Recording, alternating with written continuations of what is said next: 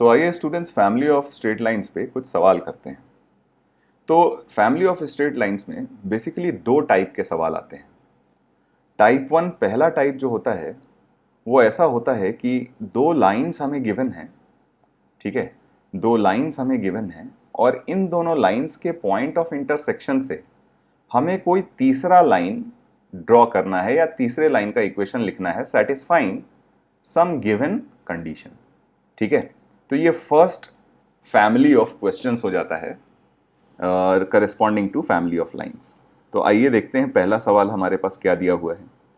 सवाल दिया हुआ है कि L1 एक लाइन है, L2 दूसरा लाइन है। ठीक है, आपको क्या करना है, equation of a line through the point of intersection A of L1 is equal to 0 and L2 is equal to 0 and passes through 2, -3। तो आपके पास अगर लाइन का इक्वेशन सिर्फ लिखना है तो लाइन का इक्वेशन हमने बताया था कि L1 plus lambda L2 is equal to 0 से लिख सकते हैं। यहाँ से इक्वेशन बन जाएगा 3x plus 4y plus 6 plus lambda times x plus y plus 2 is equal to 0।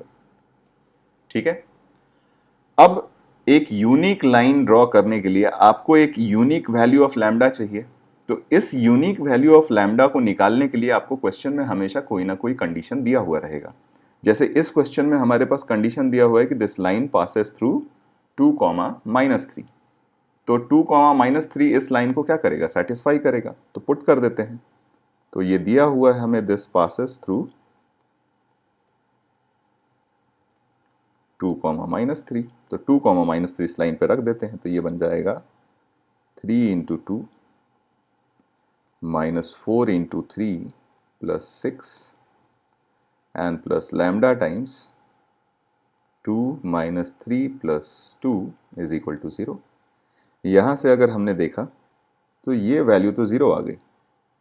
ठीक है, 6 + 6 12 माइनस और प्लस लैम्डा टाइम्स आपके पास ये क्वांटिटी आ जाएगी 1 plus lambda is equal to 0, यानी यहाँ से आपके पास लैम्डा इज इक्वल टू 0 ही आ गया।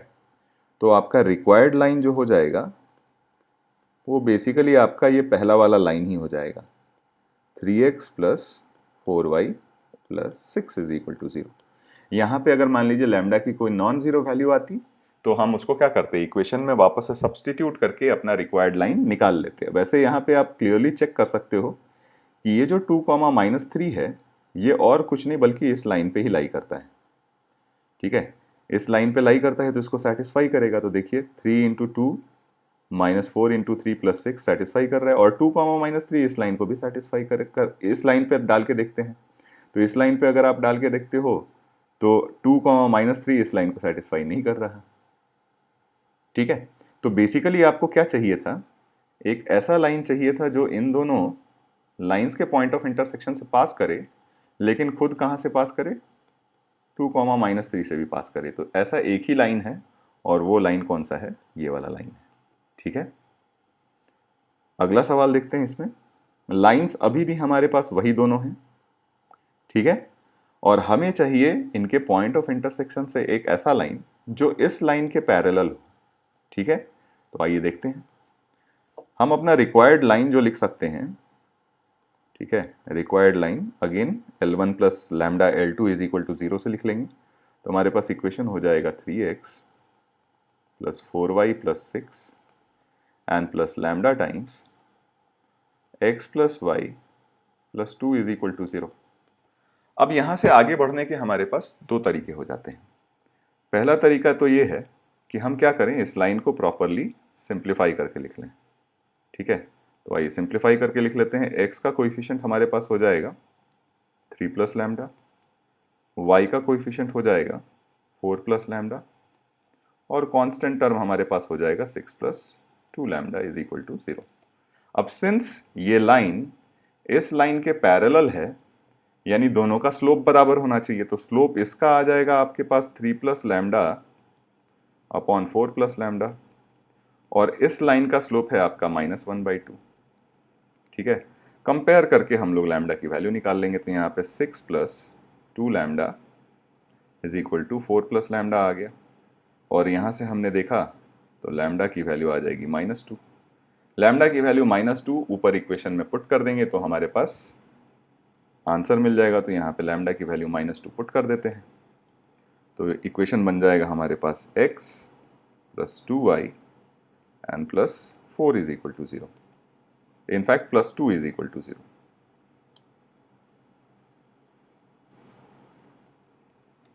ठीक है, एक तो ये तरीका हुआ। दूसरा तरीका ये हुआ कि सिंस हम जानते हैं किसी भी कर्व का स्लोप जो होता है वो और कुछ नहीं बल्कि dy/dx होता है। ठीक है, dy/dx होता है, और सिंस अगर ये लाइन इस लाइन के पैरेलल है तो दोनों का स्लोप बराबर होना चाहिए। तो dy/dx की वैल्यू हमारी कितनी होनी चाहिए? -1/2। ठीक है, तो हम क्या करेंगे, ये जो हमारे पास इक्वेशन लिखा हुआ है इसको डिफरेंशिएट कर देते हैं विथ रेस्पेक्ट टू x। तो डिफरेंशिएट कर दीजिएगा विथ रिस्पेक्ट टू x, तो आपके पास बन जाएगा 3 + 4 dy/dx and plus lambda times 1 + dy/dx is equal to 0। ठीक है, और dy/dx की वैल्यू हमें क्या दी हुई है? -12। तो -12 पुट करते ही हमें क्या मिल जाएगा? लैम्डा की वैल्यू मिल जाएगी। तो -12 पुट करेंगे तो ये वैल्यू बन जाएगी 1 + λ/2 इज इक्वल टू 0। और यहाँ से हमने देखा तो लैम्डा की वैल्यू क्या आ जाएगी? -2। -2 को वापस से इक्वेशन में पुट करेंगे तो हमें ये वाला लाइन अपना मिल जाएगा। नेक्स्ट क्वेश्चन देखते हैं। लाइन अभी भी हमारे पास वही दोनों है और हमें इनके पॉइंट ऑफ इंटरसेक्शन से एक लाइन चाहिए सच दैट इस लाइन के परपेंडिकुलर हो। ठीक है, तो इस बार भी हम लाइन का इक्वेशन लिख सकते हैं 3x + 4y + 6 plus lambda times x + y + 2 is equal to 0।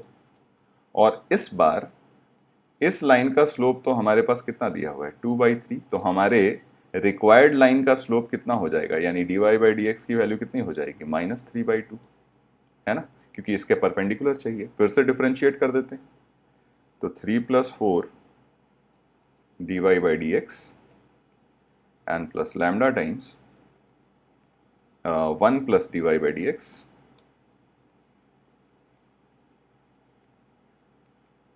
Is equal to 0। dy/dx की वैल्यू -3/2 पुट कर देते हैं यहाँ पे तो ये बन जाएगा -3 + lambda times -12 is equal to 0। ठीक है, तो यहाँ से हमारे पास लैम्डा की वैल्यू आ जाएगी -6।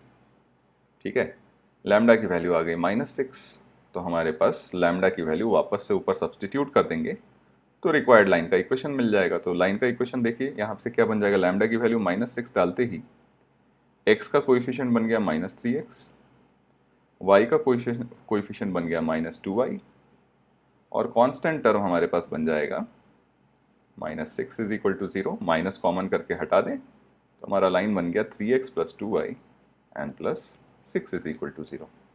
ठीक है, क्लियरली हम देख रहे हैं इस लाइन का स्लोप -2/3 2/3 और इस लाइन का स्लोप -3/2, दोनों आपस में क्या है? परपेंडिकुलर हैं।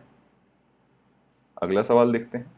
लाइन अभी भी हमें वही दिए हुए हैं, इनके पॉइंट ऑफ इंटरसेक्शन से हमें एक तीसरा लाइन चाहिए, लेकिन वो इस तरीके से चाहिए such that has equal intercepts on coordinate axis.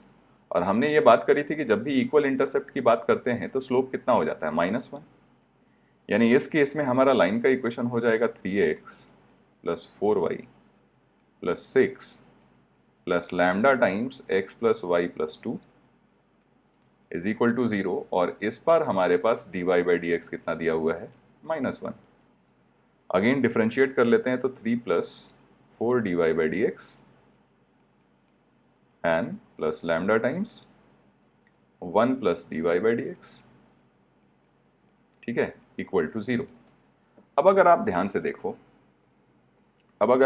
देखो तो dy/dx की वैल्यू 0 डालते के साथ ही आपके पास एक्सप्रेशन जो बनता है, ठीक है, एक्सप्रेशन जो बनता है यहाँ से आप देखोगे तो ये बन जाएगा -1 और +0 is equal to 0 which becomes an absurd equation.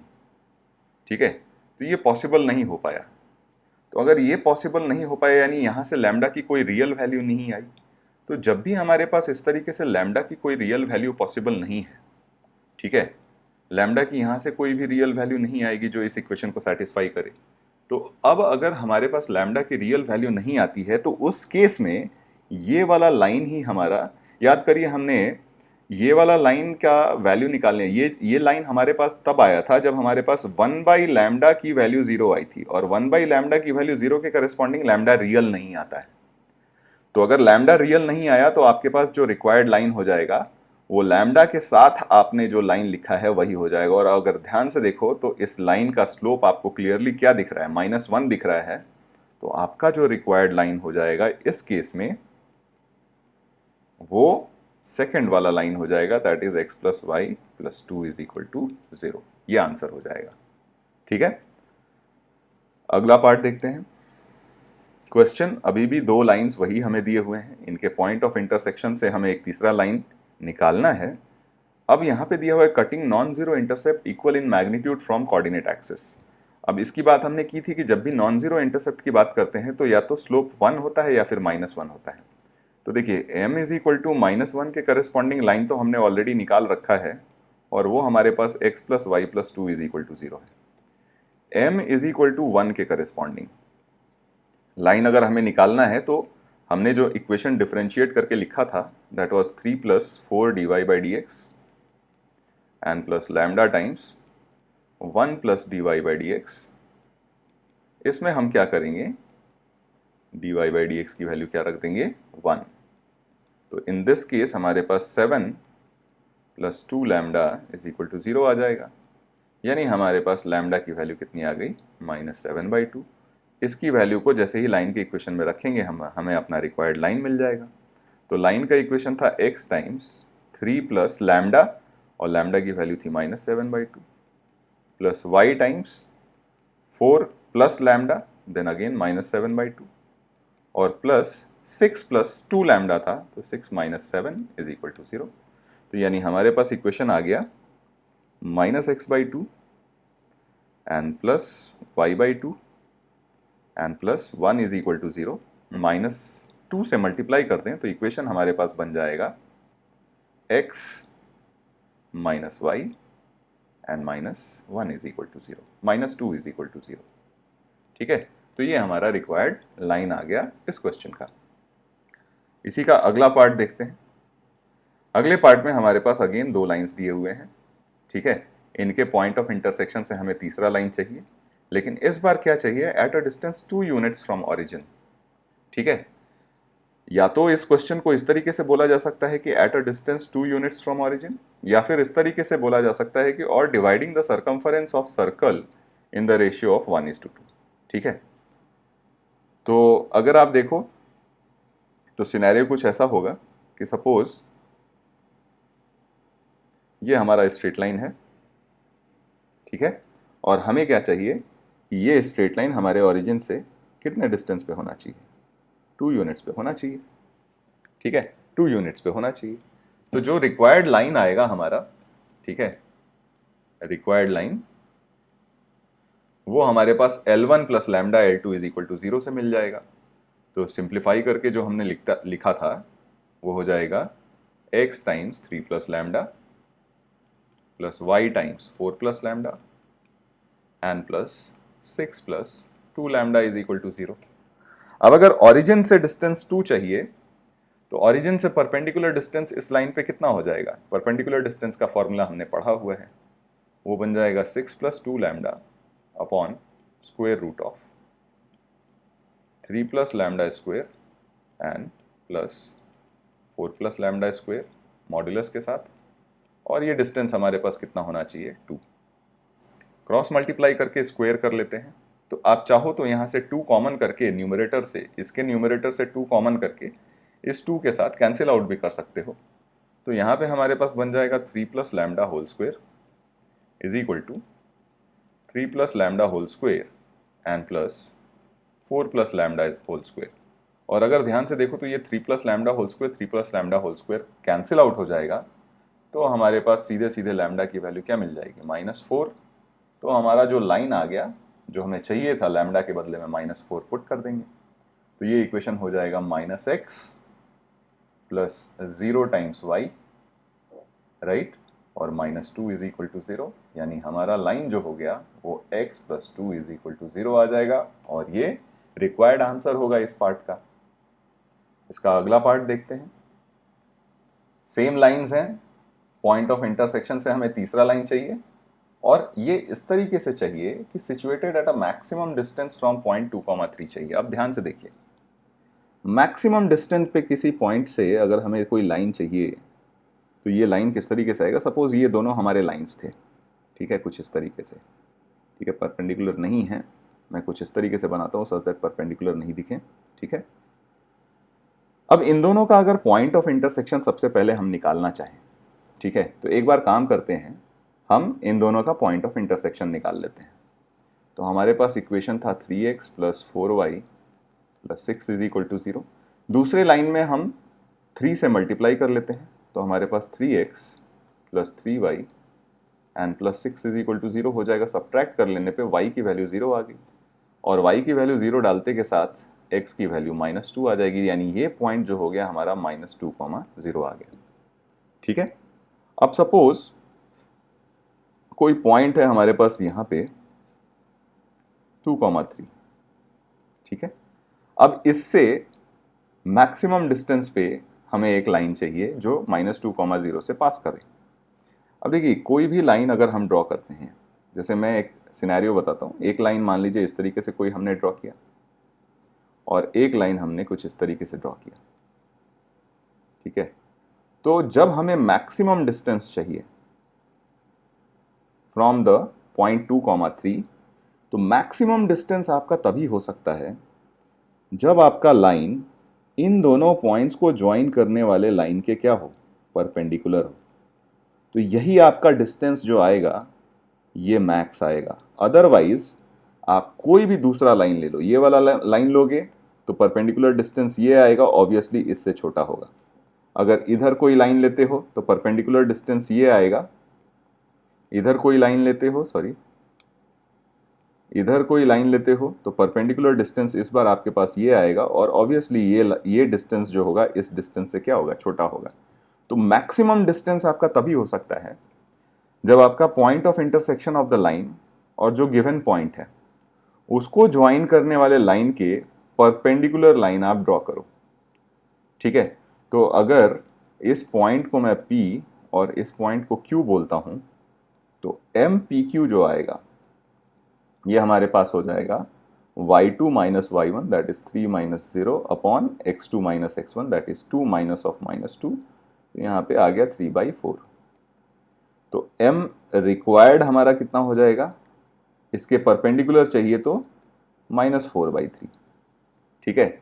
तो हमने लाइन का जो इक्वेशन लिखा था वो लिखा था 3x + 4y + 6 family of lines के टर्म्स में lambda times x + y + 2 is equal to 0, ठीक है। और डिफरेंशिएट करेंगे तो ये बन जाएगा 3 + 4 dy/dx and plus lambda times 1 + dy/dx is equal to 0 और dy/dx की हमारे पास वैल्यू कितनी है, -4/3।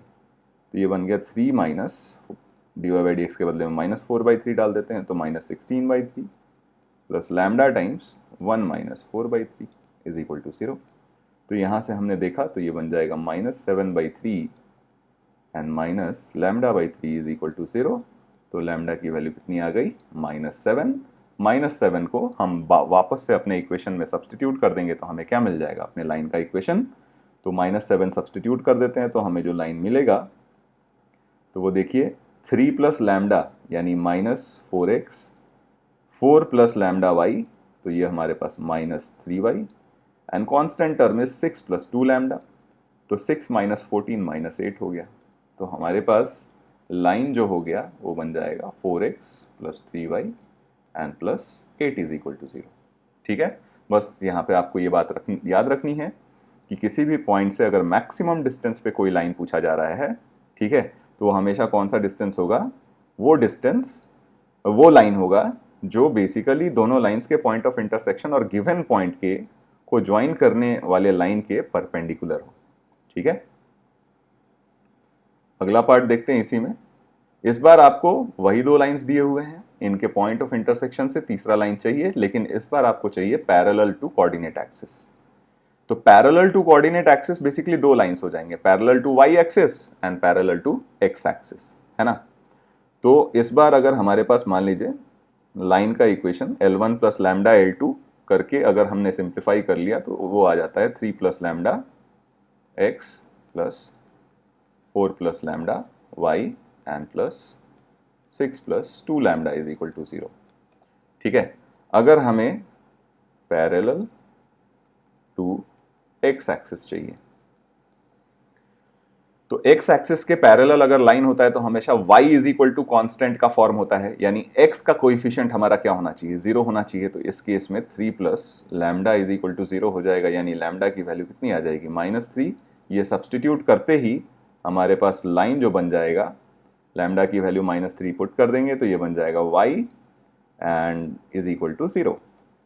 यानी अगर हमें पैरेलल टू एक्स एक्सिस चाहिए तो ये लाइन होगा वो एक्स एक्सिस ही हो जाएगा, ठीक है। और अगर हमारे पास पैरेलल टू वाई एक्सिस चाहिए तो पैरेलल टू वाई एक्सिस का इक्वेशन जो होता है हमेशा x is equal to constant का फॉर्म होता है, यानी y का कोइफिशिएंट हमेशा 0 होना चाहिए। तो इस केस में 4 plus lambda is equal to 0, यानी लैम्डा की वैल्यू -4 आ जाएगी। तो इक्वेशन जो आपका बन गया, ठीक है, वो बन जाएगा x plus 2 is equal to 0। तो ये हमारे आंसर्स हो जाएंगे अगर हमें पैरेलल टू कोऑर्डिनेट एक्सिस चाहिए लाइन का इक्वेशन। इसी का अगला पार्ट देखते हैं। इस बार हमें लाइन अभी भी वही दिए हुए हैं, इनके पॉइंट ऑफ इंटरसेक्शन से तीसरा लाइन चाहिए, लेकिन इस बार चाहिए कि is concurrent with lines this and this.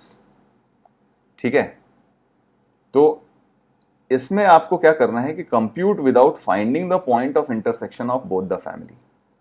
ठीक है, आपको चाहिए कि ये आंसर आप बिना पॉइंट ऑफ इंटरसेक्शन निकालो। एक तो तरीका क्या था कि आप L1 plus lambda L2 is equal to 0 करते, इन दोनों लाइंस के पॉइंट ऑफ इंटरसेक्शन को निकालते और उस पर पुट कर देते, लैम्डा की वैल्यू आ जाती। लेकिन हमें पॉइंट ऑफ इंटरसेक्शन निकालना नहीं है, तो हमारे पास जो लाइन रिक्वायर्ड होगा वो हम लिख सकते हैं 3 plus lambda x plus 4 plus lambda y and plus 6 plus 2 lambda is equal to 0।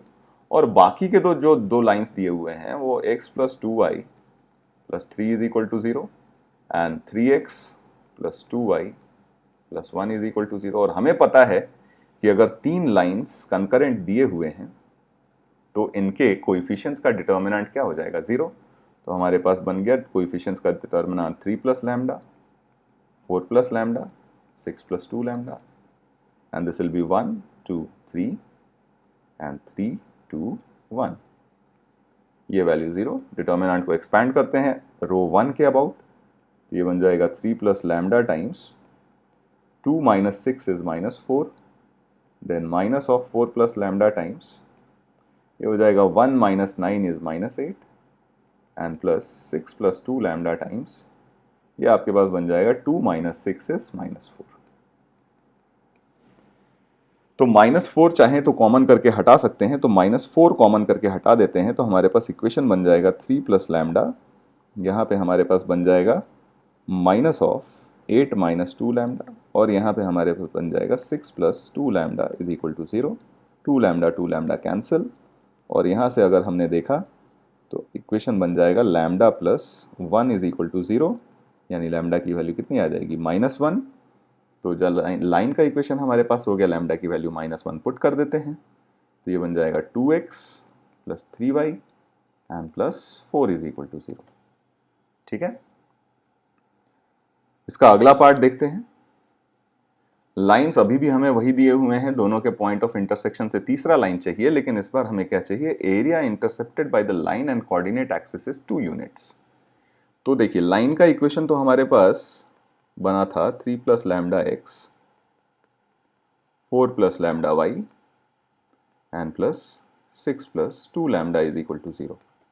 अब अगर ये कोऑर्डिनेट एक्सिस से एक सर्टेन एरिया बनाता है तो हमें क्या करना पड़ेगा, एक्स इंटरसेप्ट और वाई इंटरसेप्ट निकालना पड़ेगा। तो सपोज ये लाइन बना हमारा कुछ इस तरीके से, तो एक्स इंटरसेप्ट निकालने के लिए हम लोग y का कोएफिशिएंट 0 कर देते हैं, y इज इक्वल टू 0 कर देते हैं। तो x इंटरसेप्ट अगर आप देखोगे तो यहाँ से हमारे पास बन जाएगा minus of 6 plus 2 lambda upon 3 plus lambda comma 0, right. और y इंटरसेप्ट हमारे पास बन जाएगा 0 comma minus 6 plus 2 lambda upon 4 plus lambda, ठीक है। तो एरिया हमारा हो गया half product of intercepts modulus में, तो यहाँ पे हमारे पास बन जाएगा 6 plus 2 lambda whole square upon 3 plus lambda into 4 plus lambda. और ये एरिया कितना दिया हुआ है, 2 यूनिट्स दिया हुआ है, ठीक है। क्रॉस मल्टीप्लाई करके और इसको सिंप्लीफाई करने की कोशिश करते हैं, तो हमारे पास एक्सप्रेशन बन जाएगा 6 plus 2 lambda whole squared upon 3 plus lambda into 4 plus lambda. Modulus हटाएंगे तो एक बार वैल्यू 4 होनी चाहिए और दूसरी बार -4 होनी चाहिए, ठीक है। अब इसको सिंप्लीफाई करके हमें क्या करना है, बस लैम्डा की वैल्यू निकालनी है। तो एक बार 4 से मल्टीप्लाई करते हैं तो हमारे पास इधर बन जाएगा equation 4 lambda square plus 24 lambda and plus 36 is equal to, यहाँ से हमारे पास बनेगा 4 lambda square plus 28 lambda and plus 48, ठीक है।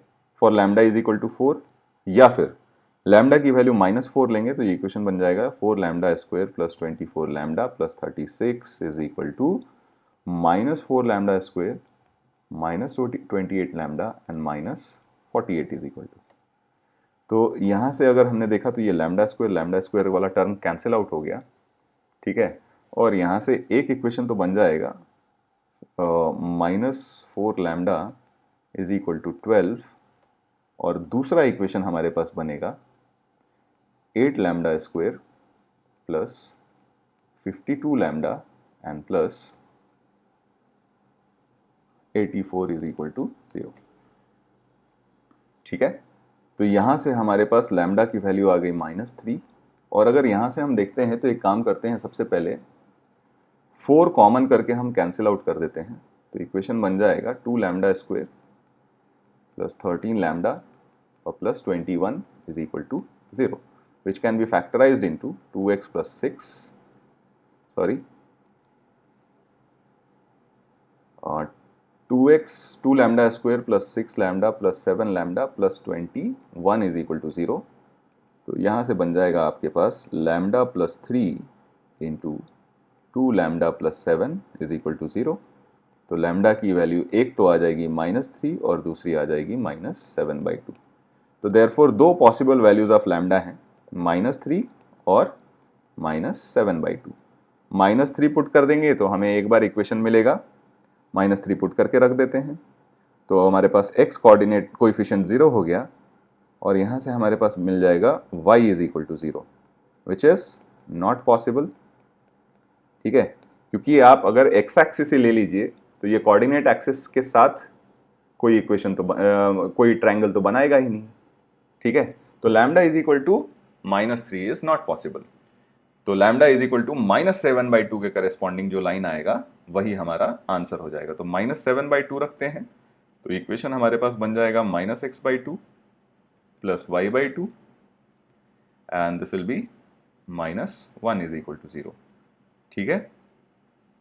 तो हमारे पास -2 से मल्टीप्लाई कर दिया तो इक्वेशन बन गया x - y and plus 2 is equal to 0। तो ये हमारा रिक्वायर्ड आंसर हो जाएगा इस क्वेश्चन का, ठीक है।